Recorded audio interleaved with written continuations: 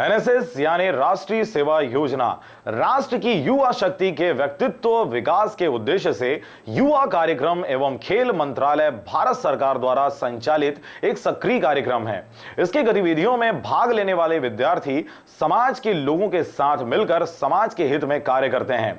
इस योजना में युवा वर्ग साक्षरता संबंधी कार्य, पर्यावरण सुरक्षा, स्वास्थ्य एवं सफाई, आपातकालीन या प्राकृतिक आपदा के समय पीड़ित लोगों की सहायता आदि में विद्यार्थी जीवन से ही समाजोपयोगी कार्यों में कार्यरत रहते हैं, जिससे उनमें समाज सेवा व राष्ट्र सेवा के गुणों का विकास होता है।